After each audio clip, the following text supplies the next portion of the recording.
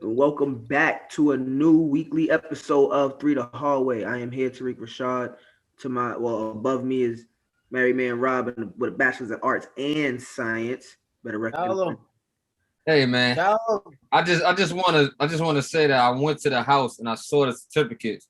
I didn't see the arts part. I just seen the science.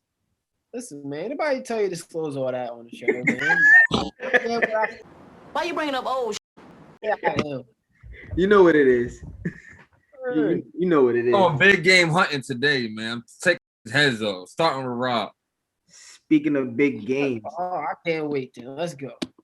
all right, let's get into it then. Speaking of big games, man, NBA Finals has come to a entertaining finish. The Bucks held it down at home, Game 6. Giannis drops 50. I believe he had 13 rebounds, about 5 blocks. Nugget.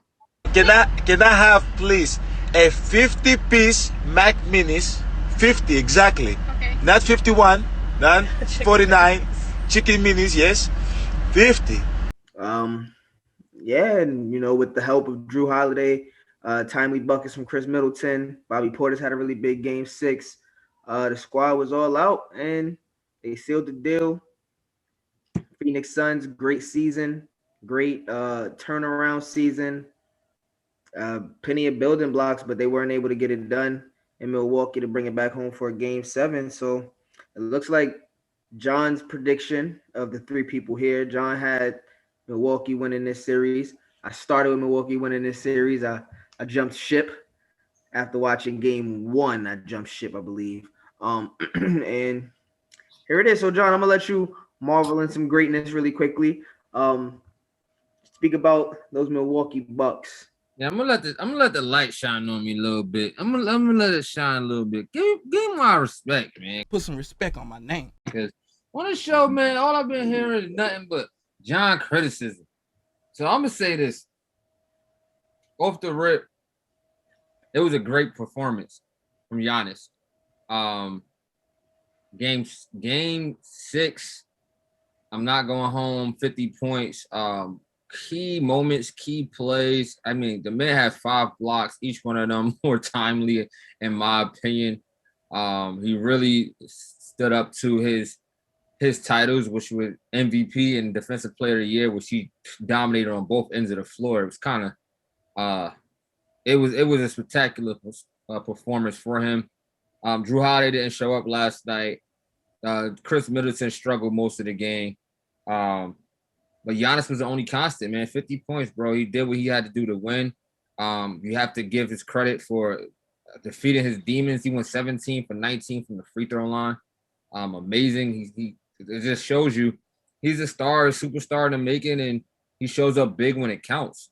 Not superstar in the making. He's a superstar. Sorry. He's a superstar. He shows up big when it counts.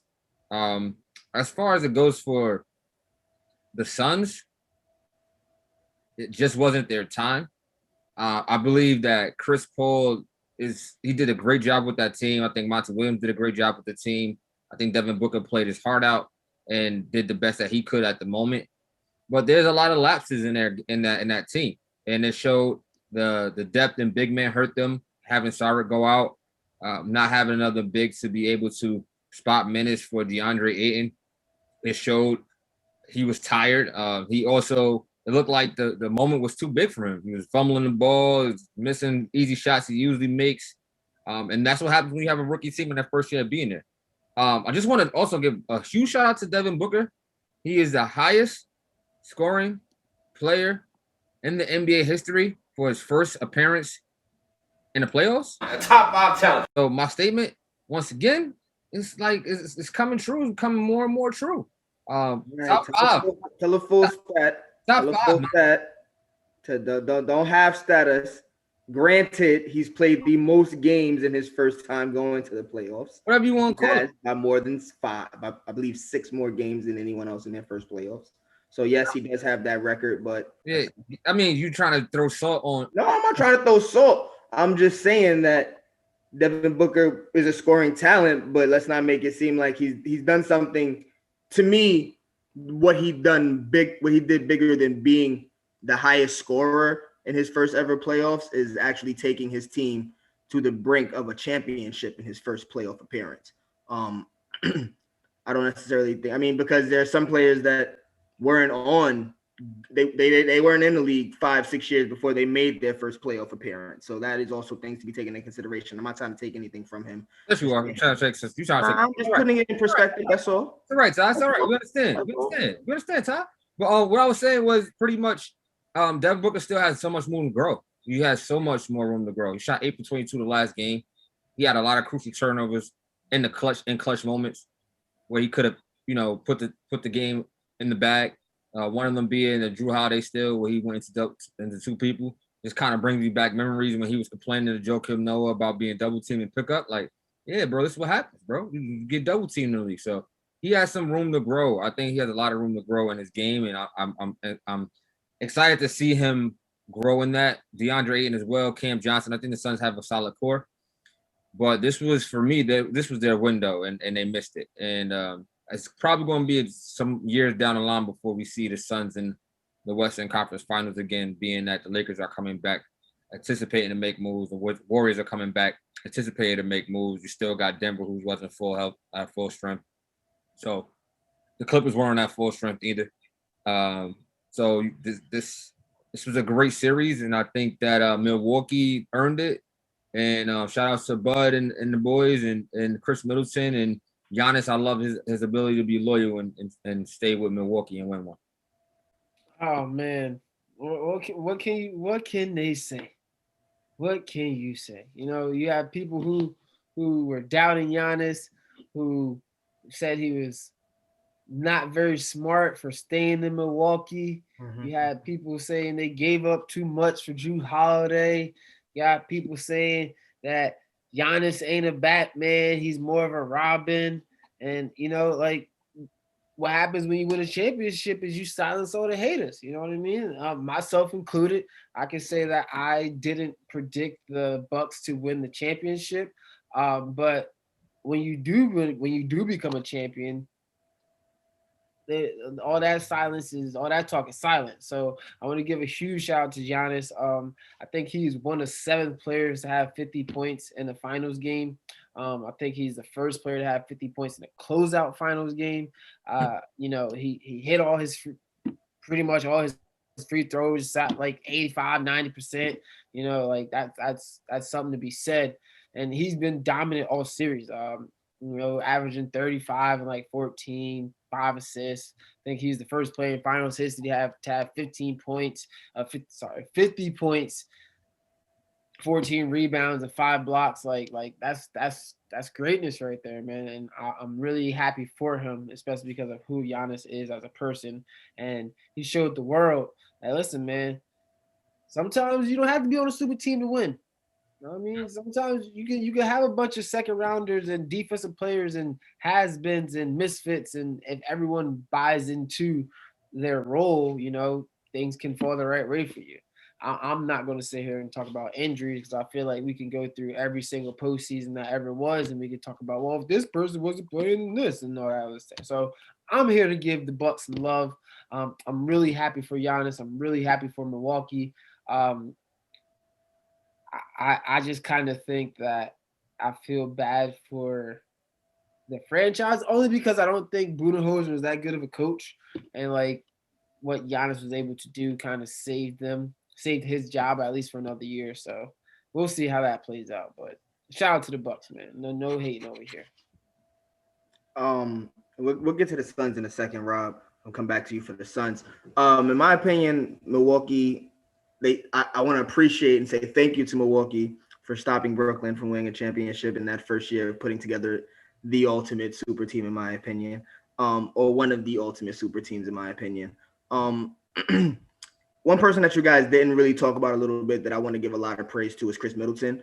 He was the guy down the stretch in every game, including game 5, even including game 6. He was the one that took some big shots, though Giannis did quarterback draw or halfback dive to the rim with success in game 6 down the stretch, which he doesn't always have. Granted, Chris Middleton, buzzer beater in game, I forget what game it was, but against Miami, down the stretch in this series, game 5, every shot that he was taking with tough shots, big make shots. Those are your superstar shots. Those are the shots that you want your Kobe's, your Devin Booker's, your D Wade's, your LeBron. Those are the shots that you want them to take. And Chris Middleton did not fear taking that shot. And I think the beauty of it, which gets lost in translation in this really heavy stat analytical NBA or sports realm that we're accustomed to now, is that Kobe wasn't shooting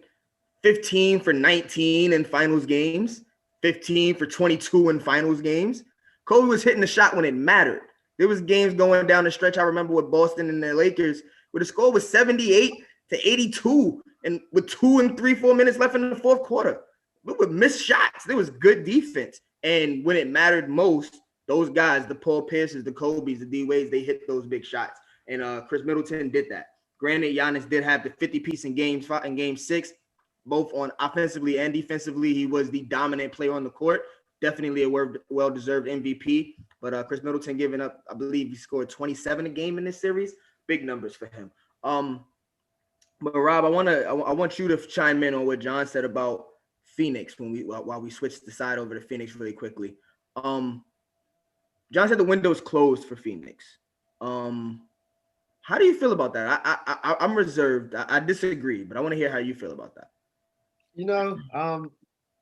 I don't like to take this stance very often. I do like a little bit of controversy, especially when it comes to my co-host Jonathan Lamar. Switch it up, John. But I do agree with him on this situation. The reason being, I look at that team, right? Multiple reasons, but one of the main reasons when I look at that team, I see like to me, it's like they hit their ceiling. Like, granted, they can add another big man, but like, I don't think that they're gonna have Chris Paul next year. Like, I don't see him re-signing. And then when I look further down the looking glass, I can see Devin Booker being out of there too. And the reason I say that is because there's a Slam magazine cover and an article that had Oh my goodness 2 other players who currently play in Minnesota, right? And they got the #1 overall pick, who's a nice building block asset. So I can see maybe a year or 2 D Book saying, I want to go play with my boys in Minnesota. What the? So I do think. So you think D Book goes to the finals in his first playoff appearance, doesn't go back in a couple years, says, I want to go to Minnesota? Oh, brother, whoa. Now, you got too much dip on your chip. To play with my boys? Chris Paul's out this year, man. I think Chris Paul's out of there.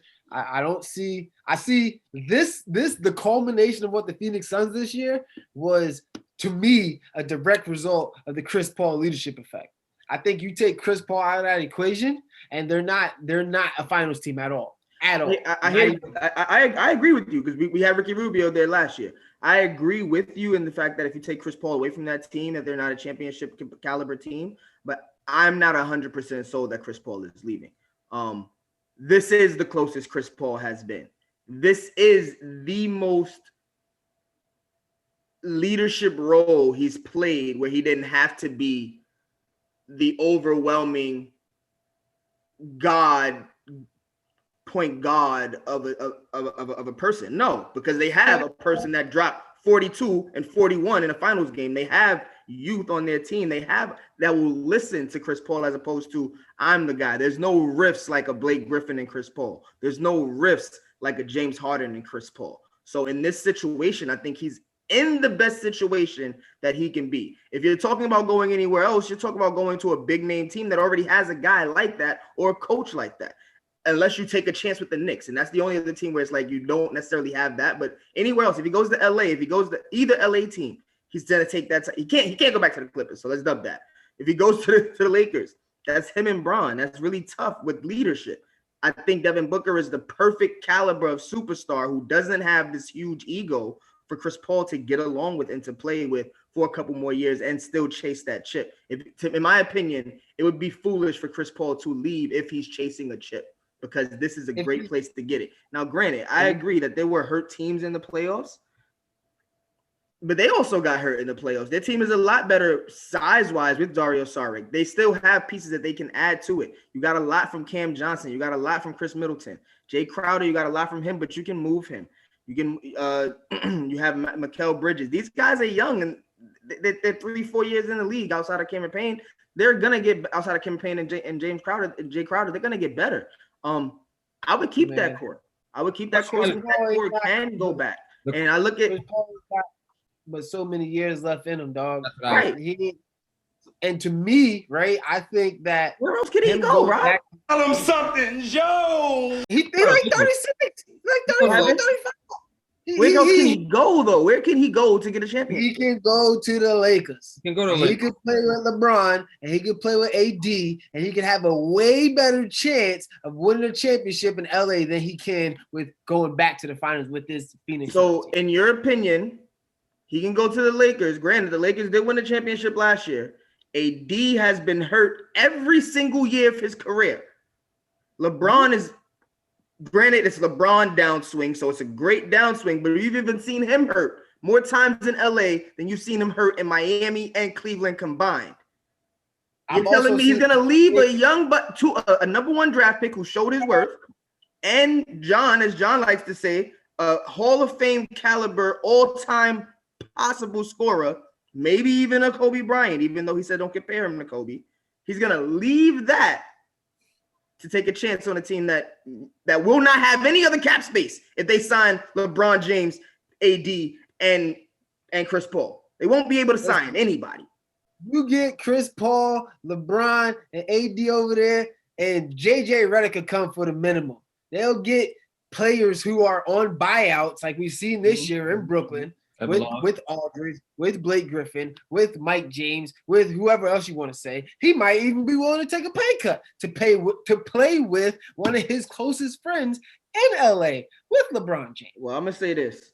There's been opportunity for Chris Paul to play with LeBron James in LA. If LeBron is the GM in LA, Chris Paul was on the market when he was in Oklahoma, and Chris Paul was on the market early, and he made it to Phoenix. LeBron James wanted to play with him. They would have played already together. He got Dennis Schroeder. This he is got where Rondo. I agree with you, but I don't think it's more of a LeBron saying I want to play with Chris Paul. I think it's a Chris Paul saying I have a chance to opt out of my contract right now at the end of this postseason. I'm going to do a sign and trade with me for Kuzma and a Schroeder, and I'll take a hair off of what I'm supposed to take. If he wants to sign with the Lakers, that's what they can do. The money will work. We got to go. I hear you. I disagree. We'll see what happens with Chris Paul. We can revisit this in a week or so. But I think Chris Paul stays in Phoenix, and if he doesn't, I just don't see him. I don't see him in LA. I'm gonna be 100% honest with you guys. I don't see him in LA, and I think any other move would be a downgrade from where he was supposed to be a Laker before. Yeah, and it didn't happen because of the league, not because of Chris Paul. And since then, the league has had opportunity to rectify that because LeBron James is the league. And he hasn't. So listen, man. We're back with our next topic, even though we stick in the basketball.